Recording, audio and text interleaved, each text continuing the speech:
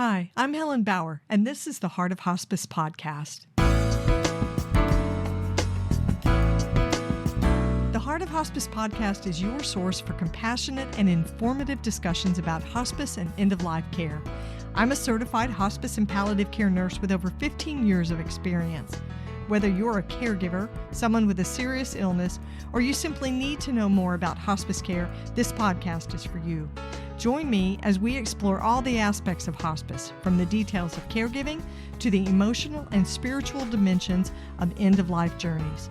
For more resources and to connect with me, visit theheartofhospice.com and find us on Facebook, Instagram, and LinkedIn. Keep listening for today's episode.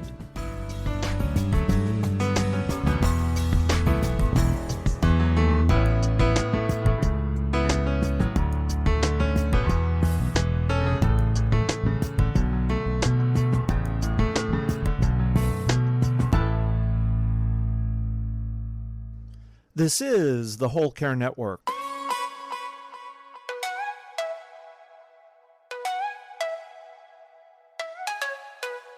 Helping you tell your story one podcast at a time. Content presented in the following podcast is for information purposes only. Views and opinions expressed in this podcast are solely those of the host and guest and may not represent the views and opinions of the Whole Care Network. Always consult with your physician for any medical advice, and always consult with your attorney for any legal advice. And thank you for listening to the Whole Care Network.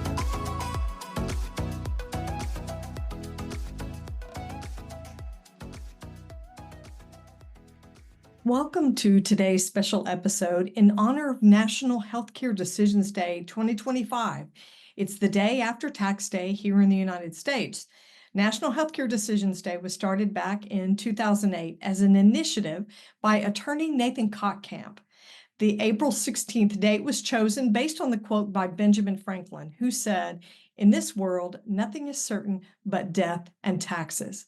So after you finish your tax return on April 15th, April 16th is the date you can plan to have a conversation with someone important in your life about your or their wishes. You can also normalize these conversations with people in your social network, like your employer or your faith community. It's important to remember that doctors and lawyers aren't the only people to talk with about your advanced care plan, and we don't have to wait until we're sick to have those discussions. In the last year or so, I've been focusing on advanced care planning on the podcast. I frequently ask my guests icebreaker questions about their end-of-life wishes or advanced care plans. It's a great way to get to know them, and you never know where the conversation will go from there.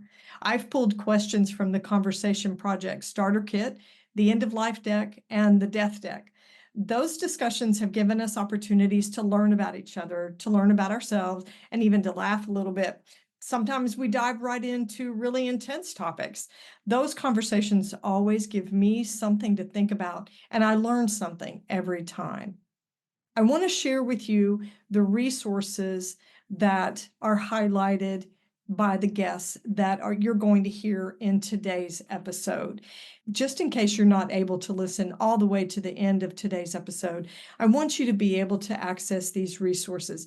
They'll be in the show notes, but I'm going to go ahead and list them here so that you can get to them if you're in a hurry, in between patients, or you're really overburdened with caregiving responsibilities. So, in no particular order, I spoke with Rhonda Lopresti. She is from Peacefully Prepared. She is the one who offers a spiritual care directive. You can find her at peacefully-prepared.com.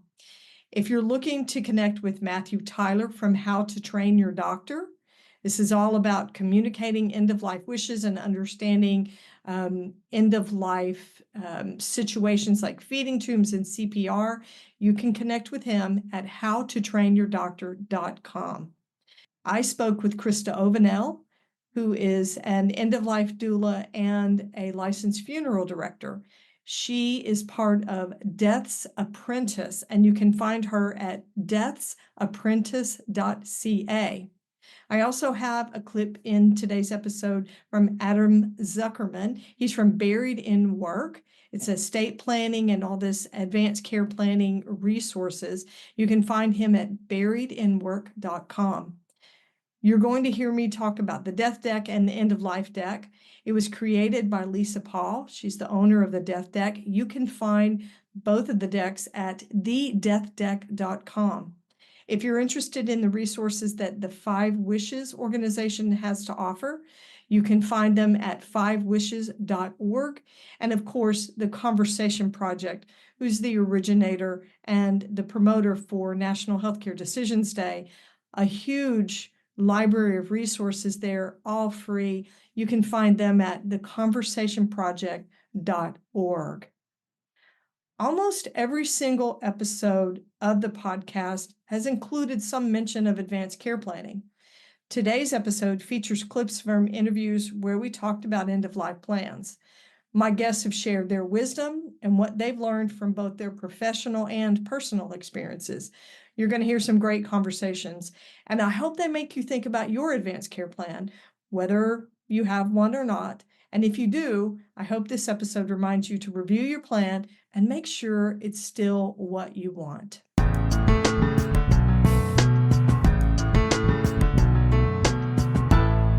Nathan Kottkamp is the founder of National Healthcare Decisions Day. NHDD started out as a state initiative that Nathan helped to grow into a national movement to promote advanced care planning across the U.S. Nathan and I talked on this interview about how advanced care planning can be a reflection of who the patient is, defining not only medical wishes, but what the person considered important to who they are. Here's what Nathan had to say about making your advanced directives holistic, about the whole person, and how important it is to identify the right person to make your healthcare decisions for you when you can't. The place that we sometimes stumble with advanced care planning is the notion that it's really healthcare decision focused, in the realm of like, hey, I want this and I want that, and I wouldn't want this, and here's the number of days I want to do a trial of that drug. We decide that it's not good enough. And I think when we get that granular, we miss the point in a lot of cases, which is, tell me what kind of person you are. And we talk about person-centered care. I would prefer an advanced directive to tell me what the person is. Give me like your core pillars of your personality. And from that, I think I can probably direct care in an appropriate way. From my perspective, and I'm always being asked which is better, to have an agent or a proxy or a surrogate, whatever it's called in your particular state, to have that declared or to have a set of written instructions. Obviously, being where I am, I would prefer that people have both. But I have seen far too many really sad situations where there's multiple family members and they can't agree, or there isn't any family members, and despite the fact that there are other people in that person's life. And I take the position with no way of ever being able to substantiate this, but it's just my strong gut, that if someone were to identify the right person for them, and everybody is going to define the right person in a different way, but if you identify the right person for you and you never even talk at all about your healthcare choices, I am convinced that the right person will make the right choice the vast majority of the time. And no, it may not be perfect, but so many times we don't even have that because we're left with no list of the right person. And that's easy to fix.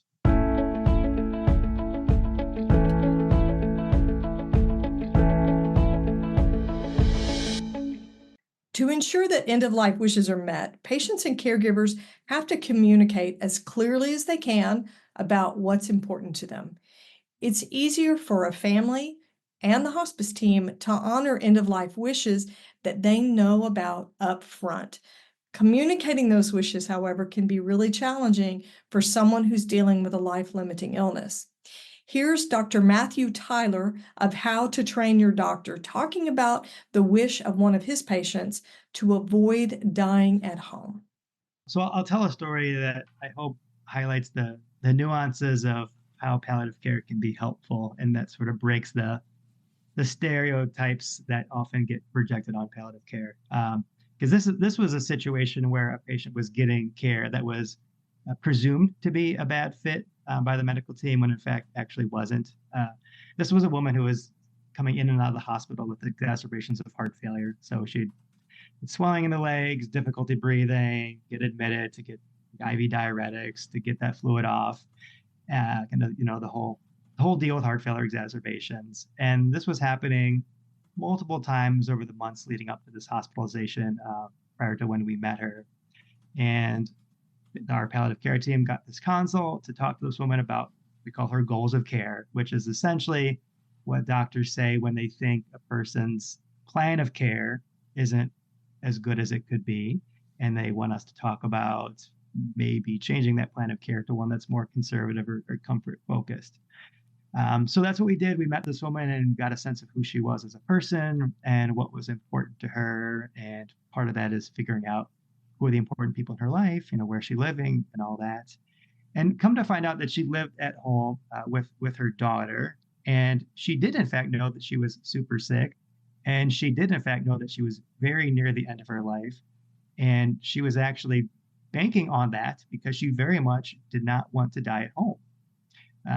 This whole notion that we were going to get her to agree to home with hospice was just completely wrong from the start. That she was coming into the hospital for every exacerbation because she, at the end of the day, hoped she would die in the hospital of one of these hospitalizations, because she was terrified of her house to her daughter being the place that mom died. And she didn't want to taint the safety of their home by being the place where she died. And so it turned out, after talking to her, that she actually was getting care that was the best fit for her, just that the healthcare team was presuming that it wasn't, because that's the common narrative, right? Is that we're supposed to want to go home and have home hospice and die at home. And while that's true for many, many people, there are a sizable minority of people for whom that just doesn't make sense for personal or medical complexity reasons. Absolutely. It's that concept of a good death. Mm-hmm. Right, which we all assume. I think healthcare people, especially hospice people, assume that a good death is the patient died at home peacefully with symptoms managed and the family at bedside, grieving appropriately. Yeah. Right. But a good death is what the patient decides it is. Right. Yeah. Exactly. Yeah. So for this particular woman, she didn't explicitly say, I don't want to die at home. So every time I go into a crisis, I make sure I get here.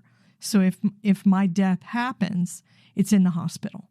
She didn't explicitly communicate that to her team, at least not at first. I would say no one asked her until we met her.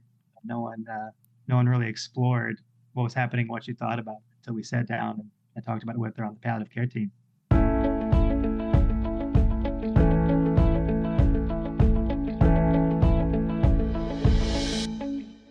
Grief coach Shelby Forsythia talked with me about choosing someone to manage your funeral arrangements, which should be part of your advanced care plan. We got onto this topic after I asked her an icebreaker question from the End of Life deck, created by Lisa Paul, who's a hospice social worker. And Shelby and I took a deep dive into the benefits of choosing someone who knows you, someone who will follow your directions, and how it's really a beautiful way of showing care for the people we're leaving behind, giving them some detailed instructions. Here's how Shelby answered the question that I posed to her.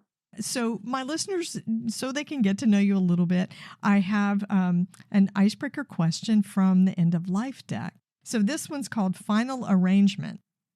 Who would you like to be in charge of making your funeral arrangements? Oh, this is an easy one. It's 1,000% my wife.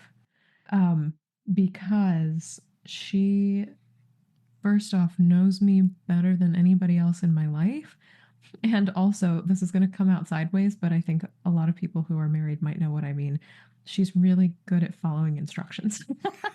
of the two of us in the relationship, if I write it down and put specifics and parentheticals and like little M- inclusions of this, and this, but not that, and this, and don't invite that, and this one, and make sure to specialize in this, Everything followed perfectly to the letter. She is, somebody once referred to our relationship as me as the kite and her the kite string holder.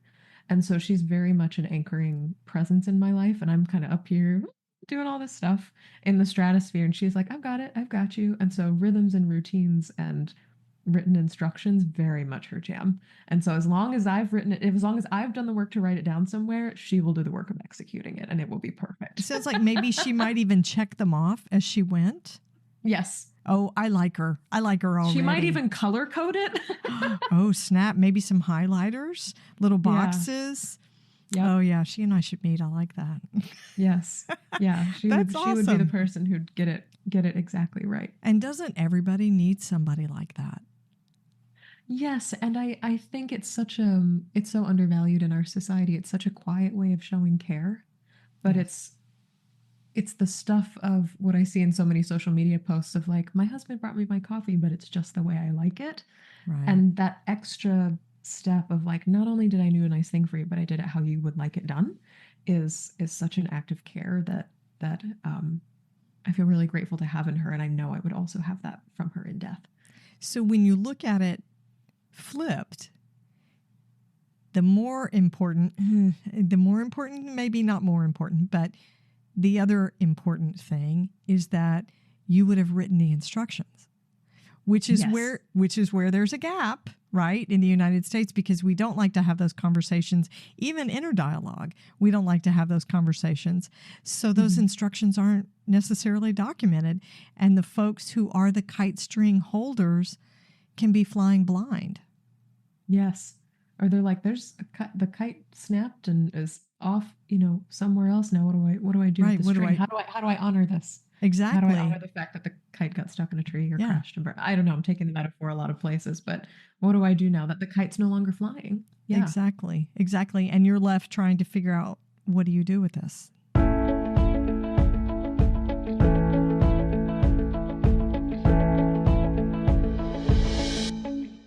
Advanced care planning, when it's done holistically and robustly, can really be a reflection of the whole person, including wishes for care of the body, the mind, and the spirit. Communicating end-of-life wishes for spiritual care can be just as important to the person who's dying as pain and symptom management, depending on what their spiritual life, faith life, or religious beliefs are. I sat down with Rhonda Lopresti from Peacefully Prepared to talk about the benefits of incorporating a spiritual care directive into your advanced care planning. Here's what she had to say. A spiritual care directive makes complete and total sense. But, in your experience, wouldn't you say that that's something that a lot of people overlook? Yeah. Absolutely.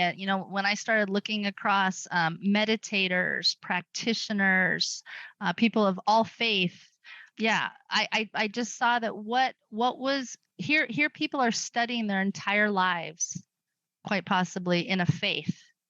And yet when it's coming to their end of life, there isn't anything that is tangible or concrete where they've taken their faith and really created support for as they go through end of life. And in many cases, as we become unable to even speak for ourselves, and now the burden is on those who are caring for us, I've noticed that families, circles of friends didn't have the support to continue to hold that person through the end of life. And so I have found it to be so extraordinary on so many levels when you do a spiritual care directive. But I'll just say at this moment that it's such a beautiful support for you as the practitioner, meditator, faith holder, seeker. If you have ideas, thoughts, aspirations around end of life as a transitional experience, to really write those down and cultivate and reflect on those. And then it ends up being this extraordinary act of kindness for all of those who gather around you, because what we're seeing in our death illiterate culture in so many ways is people come to the bedside and there's a helplessness. People don't know what to do. They don't know how to engage. They don't know what would be useful. They don't know what would have merit. And so having a spiritual care directive that someone can read and really tune in. I mean, I would find myself at the bedside. This was many years ago, and I would be in a room with a woman who had all these beautiful spiritual photos around the bedroom, and I would wonder, what did all this mean to her? And why did she have all this surrounding her? And what would it mean to her now? What could we be whispering in her ear? What could we be offering her in this? I almost call it like an environmental psychology. What could we be creating for her that would really make all of this a living experience for her while she's dying? And often the family or friends would not be accessing this incredible uh, treasury of support, of spiritual support that's right here in the room. So writing down a spiritual character has so many benefits. And I'm so glad that you want to talk about it. I mean, just to say briefly, a spiritual care directive, it's like what we're talking about right now, it's a sharing tool. It's something where we can write down our wishes, our aspirations, and be able to share them with family and friends.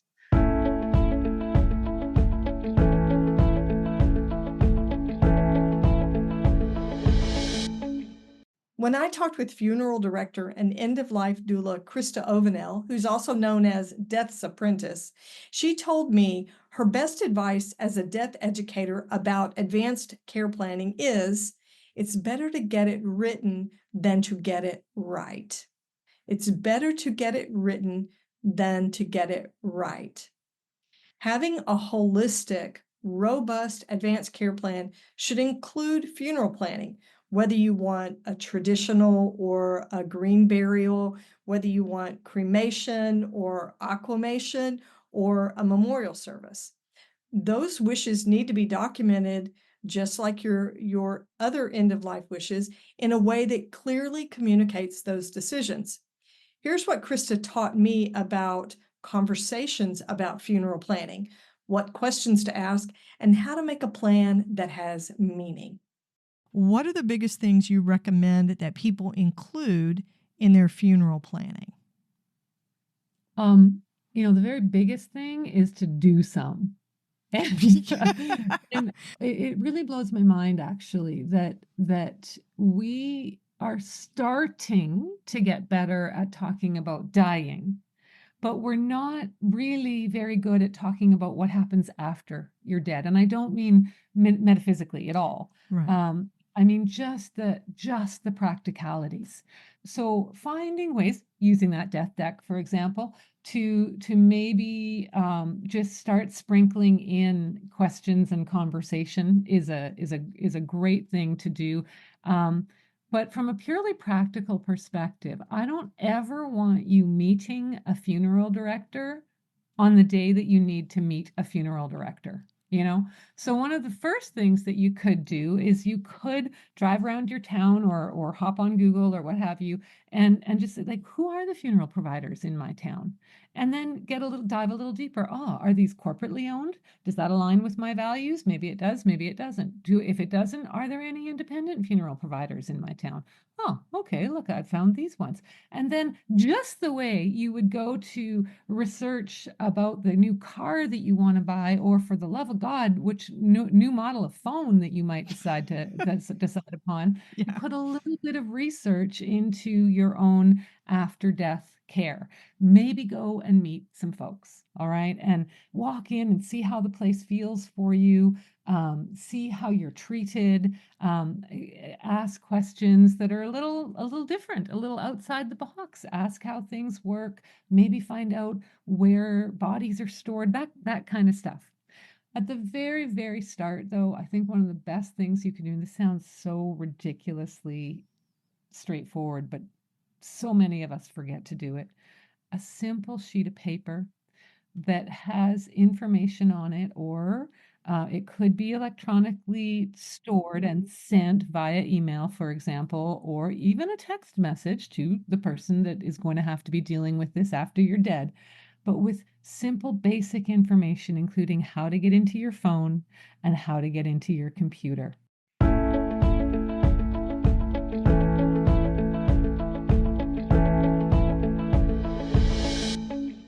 In the middle of all these serious conversations about hard things, there's still room for humor. When things seem really dark, laughing together can let some light in. Here's a moment I had with death doula Darnell Lamont Walker, where he and I shared a laugh about sending messages to our loved ones after we die. Your question is called Message from Beyond. Ooh, okay. If you could send one post-death message from beyond, what would you tell your family? If I could send one post-death message from beyond, what would I tell my family? I like this one because it's a little creepy. It's creepy, but it would absolutely be like some sort of joke. I'd be like, hey, they don't have grapefruit juice over here. Please bring it with you when you come. It's like, what? Like I feel like it has to be something that's like so off that they have to believe it, you know? And they'll know it comes from you if you say this? It came from me. I Oh, they love would it. know. They'd be like, he did mention grapefruit juice. I think that's him. I think that it has to be him. No one else drinks this stuff. So, yeah, I think it would be, or yogurt. It would, oh God, it would be food related. I don't know, food and drink related. Yeah, the yogurt here is terrible. Bring some when you come. Bring some when you come. Peach, please. That's hilarious. Oh yeah. Oh, absolutely, absolutely. I'm going the joke route.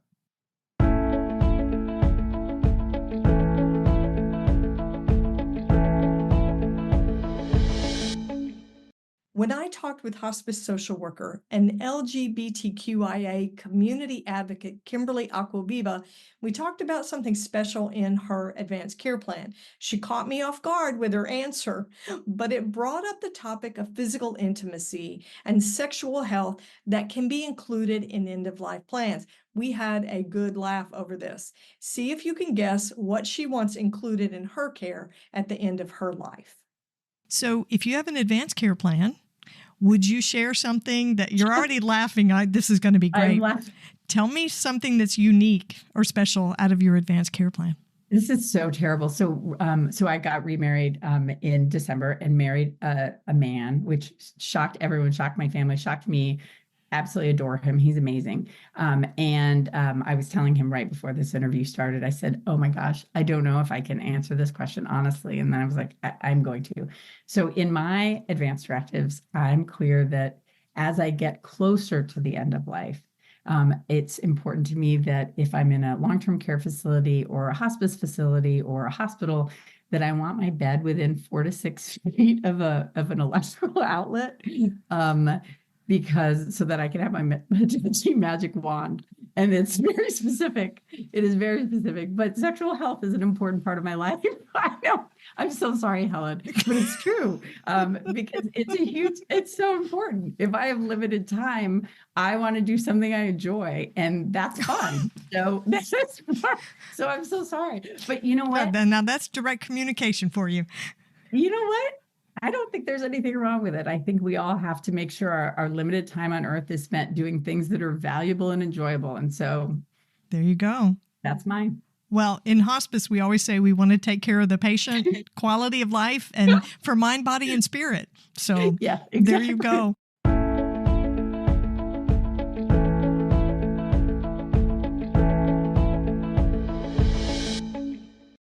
Back in November of 2024, I talked with Adam Zuckerman of the Buried in Work podcast about advanced care planning and the value of having those conversations early so you make the most of precious time at the end of life.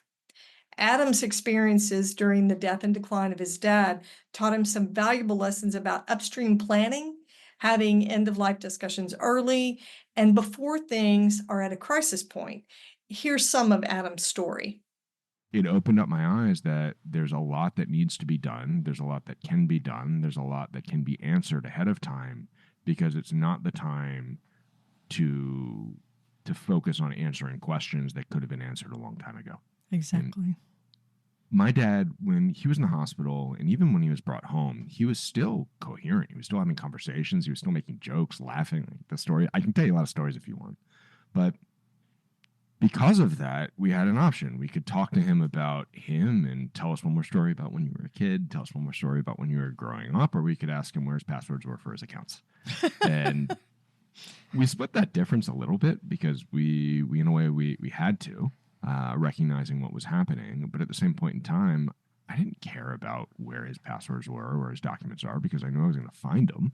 I'd rather get to know him and cherish that time because once he's gone, he's gone. Right. And Precious time.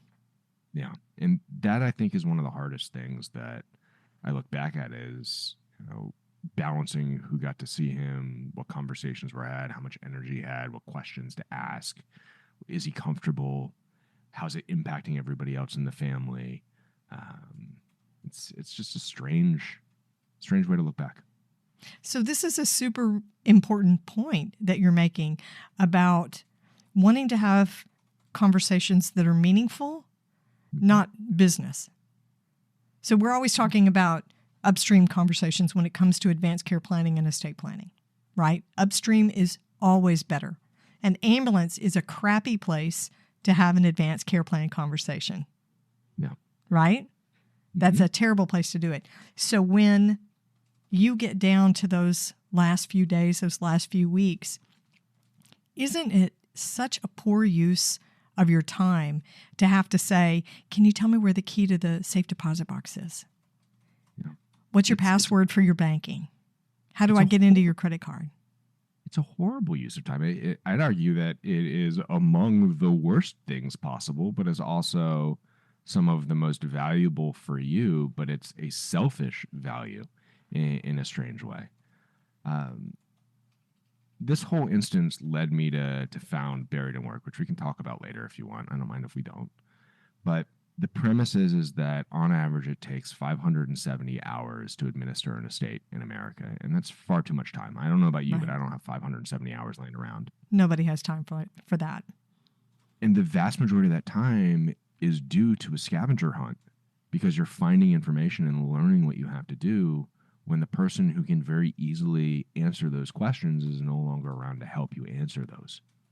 So there's a value to doing things ahead of time. And it's not just that time savings later on down the road, but it's also the value of simplifying information for your heirs and your loved ones. So leaving them the gift of organization is really important. And it reduces family conflict, arguments, unknowing, guessing, gives peace of mind. And the hospice component of it is something that I think people take in palliative care, end of life planning, is a component of people's estate plans that are oftentimes overlooked. Now, for us, what we found is that the majority of people that we talk to, when we talk to them about an estate plan, they go, oh yeah, I have a will or I have a trust, if they do. Now, 2/3 of Americans don't have a will. 55% of Americans have one at the time that they pass. So as you get older, you typically create one or have a higher likelihood to. But they don't think of all the other things that go into estate planning. It's not just the transition of your assets and your valuables after you pass away. You literally need to put in place who gets called, when do they get called, what happens in your end of life plan, who's going to advocate for you if you can't, what are your wishes, and just eliminate those questions. And quite frankly, people just don't know where to look for the answers. I think that's absolutely true. Absolutely true. And it all goes back to people don't want to talk about death and dying and loss. Mm-hmm. Ugh, we're so death phobic in the United States. And yet you talk to anybody who's gone through an experience like this and spent the over 500 hours in the horrible scavenger hunt while they're grieving, and they'll tell you, we should have had these conversations. We hear this all the time with hospice care. People who wait too late to start their hospice care. And the classic sentence is, I wish we had known about this sooner. I would love to be able to make significant change so that we eliminate people saying that when somebody dies. Yeah, absolutely. And you plan trips and you take actions for things that are so minor in the big scheme of things. And this is such an important aspect of people's lives that touches so many different people that is just overlooked. And it's easy. It's not a complicated process if you have the instructions in the manual of like, this is what you do, this is what you need to consider. But people just don't like to talk about it, and we need to change that. It needs to be normalized, and some cultures around the world are much better at it than others. And, that's what we're trying to do, is help people have those conversations.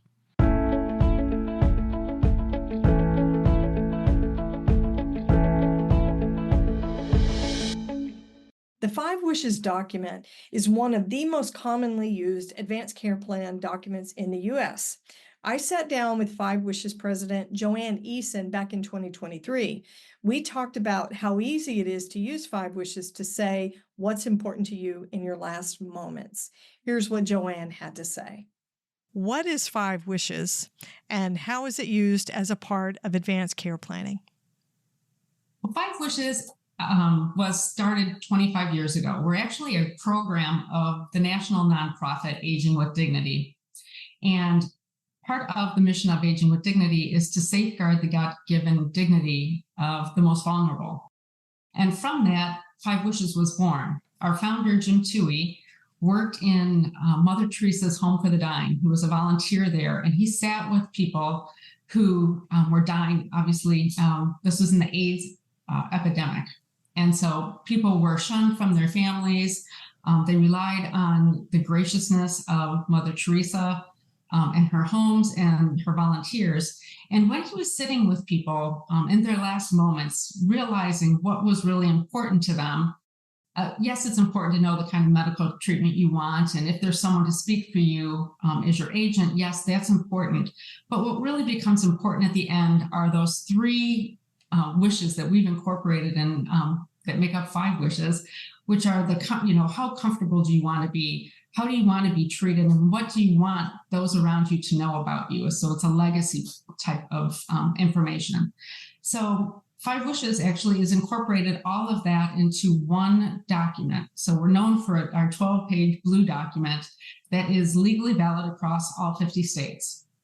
So when it's signed and witnessed as a living will, advance directive should be, it becomes your voice if you can't speak for yourself. So, from 5 Wishes, we've built up a whole series of other resources to help people, clinicians, and just folks who really want to get the word out about advanced care planning and get other people to make sure that they have a voice in their care. That's what we do, and that's what 5 Wishes is. So 5 Wishes has been around for a while, for 25 years. That's a long time in the healthcare world. What do you think is the secret to its longevity and the popularity of it? It's not a complicated document. And I think that's what makes it shine. It was developed through a series of listening tours to talk to people to say, what's important to you? And it wasn't that 5 Wishes, we knew 5 Wishes was going to be the document, that was going to come from this. It was listening tours about what was important to people 27 years ago. And they wanted to make sure they had a say in their healthcare. They were growing older. They knew that, eventually something might happen, but who's going to have a say? And so from that, our founder, Jim Toohey, developed 5 Wishes with the help of the American Bar Association, as well as other palliative care providers around the country. And what has really made it special is that it was for the individual. It wasn't supposed to be a top-down document that was given to you from higher authority. This was something that you took to your family. You sat around the kitchen table and you talked about what was most important to you. And you documented it, and it was a roadmap for your family. So it just became that one little piece that gave people the confidence to have that voice. Because if you think about it, in your medical record, there's so much information coming from lab tests and diagnostics and clinician notes. The only time you have a chance to say what's important to you and who you are as a person is your advance directive. And so 5 Wishes gives you that space that really talks about who you are as a person, and it really makes it you, and it gives the clinicians who are taking care of you a good snapshot of the person that you are.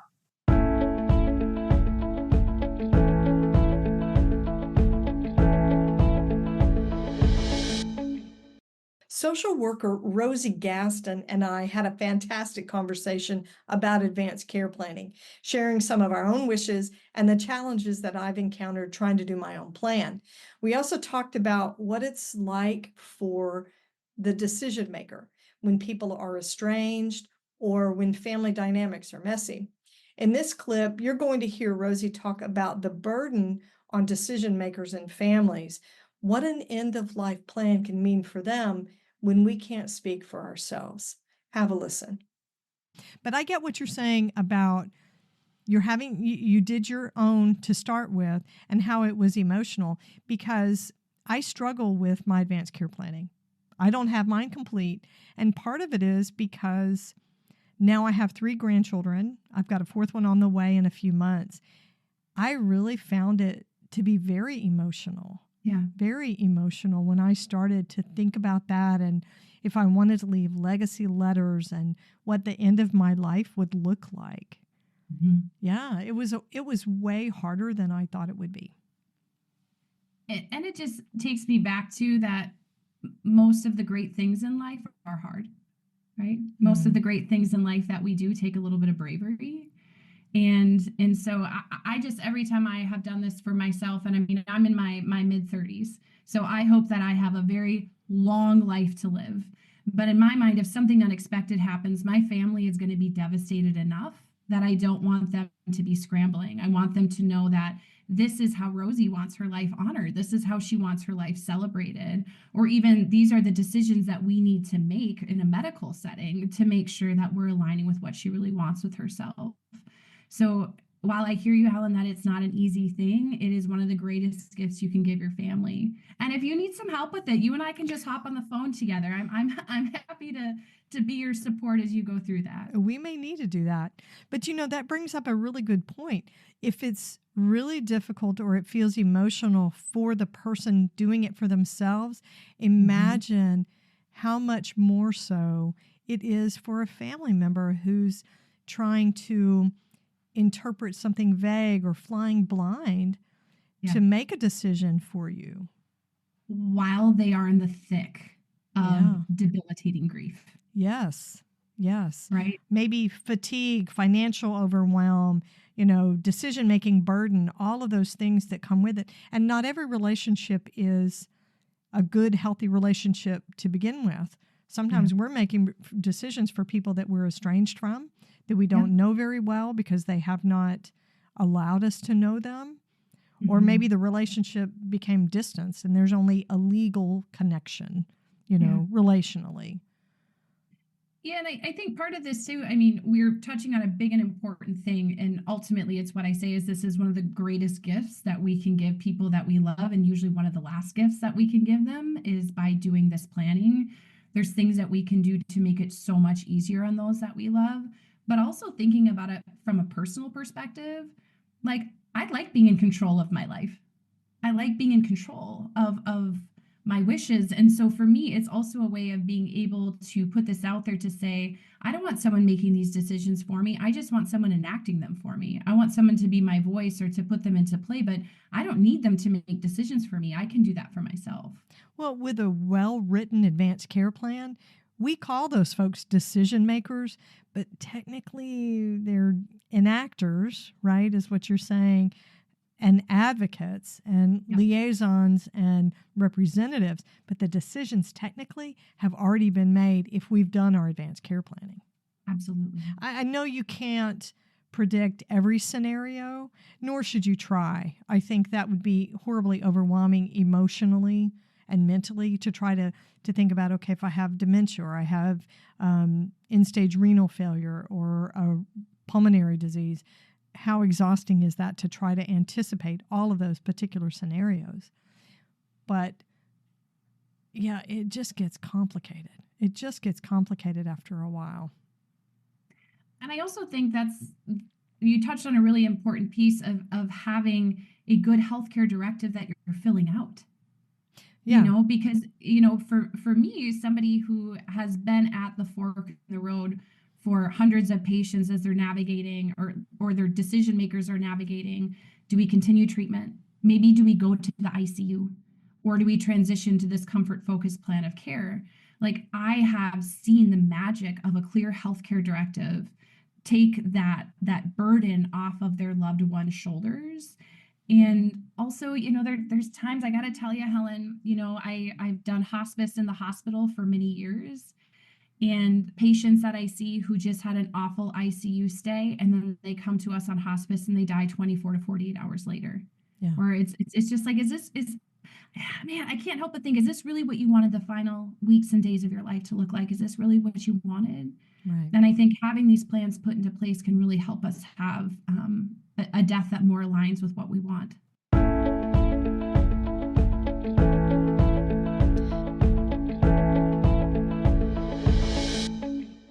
Hospice doctor Lauren Templeton and I talked about making healthcare decisions in crisis and how upstream early conversations about end-of-life preferences can really ease those crisis moments.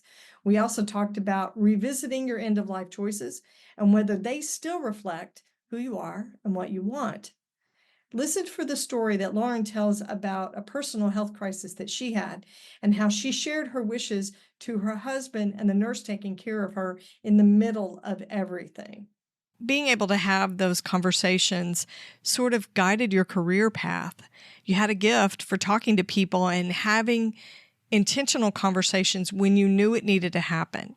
And a lot of times in the heat of the moment and the pace of the moment, we don't take time to have those conversations. Healthcare providers don't, because those decisions need to be made so quickly. I wonder sometimes if we don't want to have to wait for people to deliberate. What do you think about that? Yeah, I think that this is why we argued for earlier palliative care in the earlier discussion about hospice, is because ideally we make all of our hard decisions in peace and calm. Right. But the ideal is not what we're faced with. And so I think there's room for two truths there, that we really want to advocate for making some of these decisions outside of the stressful space. And it's unfortunate that healthcare providers are constantly put in the situation where you're having to decide life or death in the life or death moment versus having advanced directives that say, if I'm terminal, I do or don't want this. I mean, that would be lovely for all of us. It is very hard to have to do all of this in the moment, in that stressful decision making where the outcome is weighed in seconds, minutes, hours of decision making. I think, though, that also is our discomfort to be in a rush.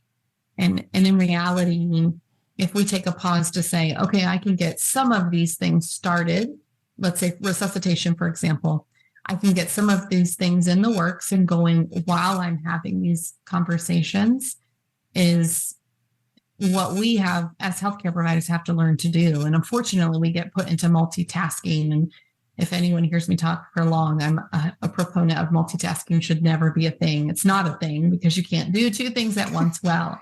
True.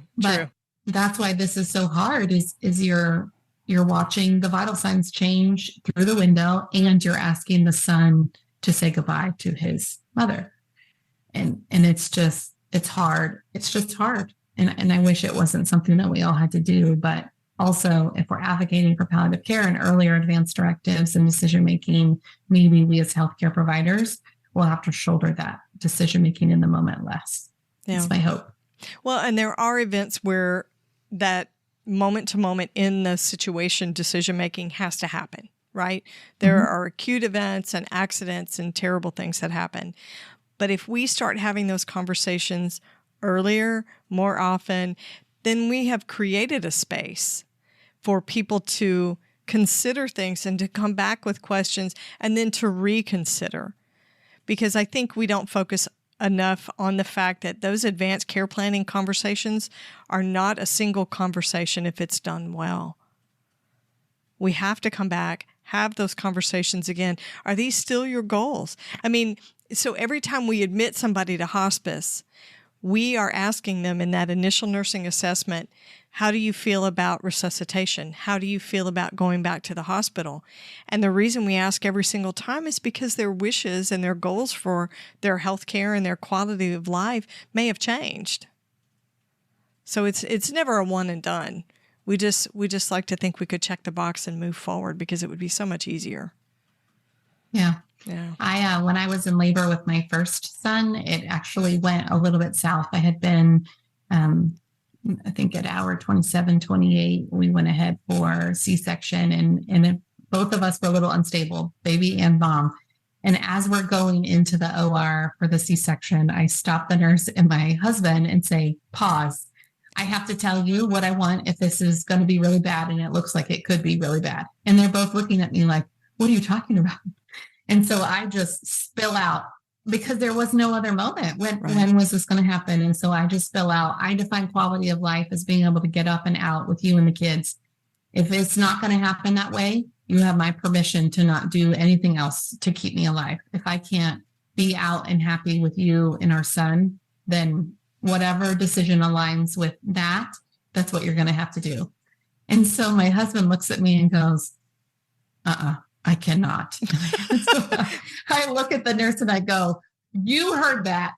You will have to tell everybody, not my husband. So that's what we learned, that now my sister is the one who makes those decisions for me. That's a great lesson, though. That is a great lesson. So your decision maker might not agree to do what you want them to do, and so they shouldn't be your decision maker. That's pretty hilarious. I loved it. Now, as a palliative care doctor, I love that he told me, I'm not your person in that moment. You got somebody else. Yeah, that's crazy as hell. I'm not doing that. That's funny and it's a little bit odd. I have to say, it had to be your medical school training that you would stop as the patient in the middle of this situation and say, hey, we need to have this conversation really quickly on my advanced care plan and end of life wishes. Yeah. That was the last thing on your labor and delivery team's mind. Absolutely.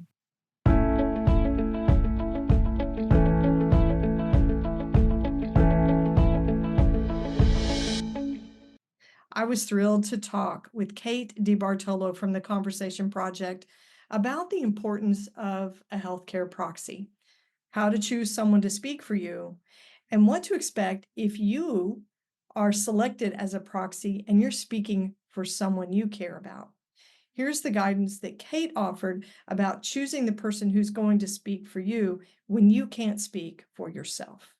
One of the most important things that people need to talk about is choosing a healthcare proxy or a medical power of attorney, or to put it in just layman's terms, someone who can speak for you about what your decisions would be when you can't speak for yourself. You also have a resource for someone who needs to be a healthcare proxy. What are the important things to consider first when choosing, and then what to consider if you're going to actually be someone's proxy? Yeah, so these came about organically where we started with the conversation starter guide, and then people were saying, well, I don't know who I should pick to do this, or my mom just asked me to be a proxy and I've got no idea what that means or what I'm supposed to do or what additional information I need to know. And I think that when trying to think about who to choose, different things matter to different people when it comes to selecting a proxy. For some people, it's really important that their wishes be honored as they've described them. So it's really important to pick a proxy who will do as you wish. You make the choice, they can be your voice, but you want somebody who's going to do what you want, not what they would want for themselves in that scenario, which I think can be an important thing to think about. Especially if those wishes are different from your own.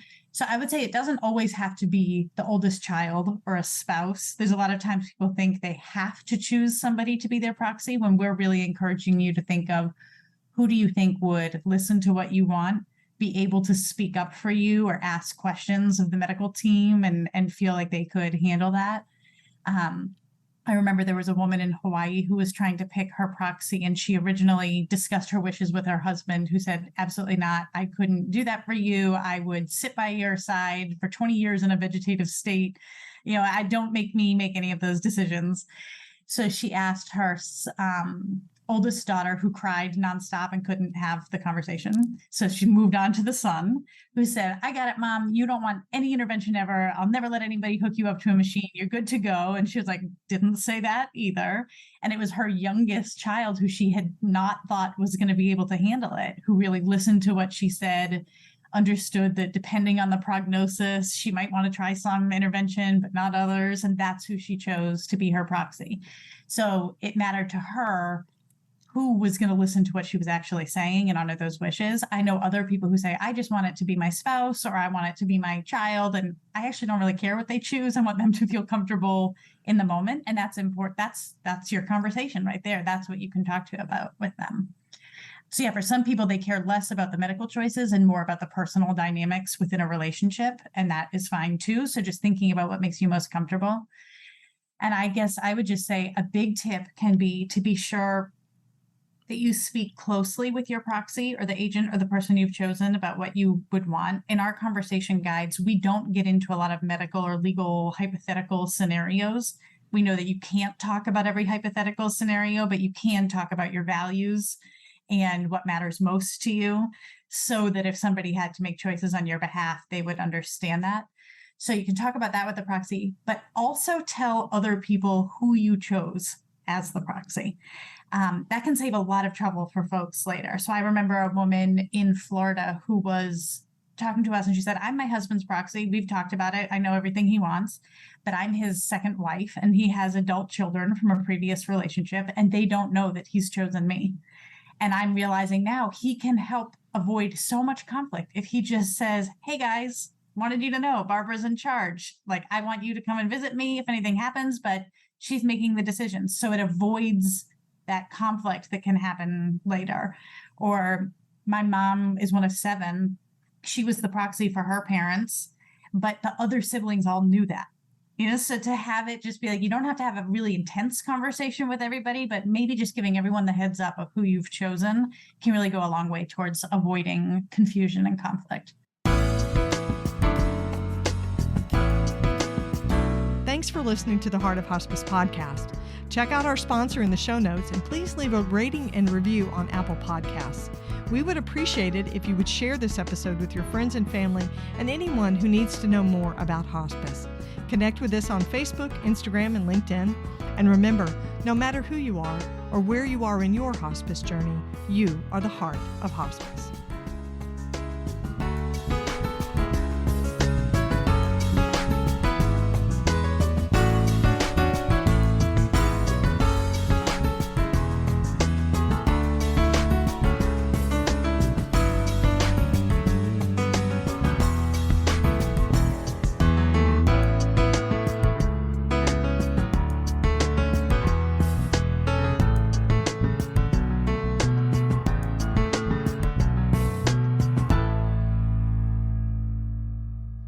This is the Whole Care Network.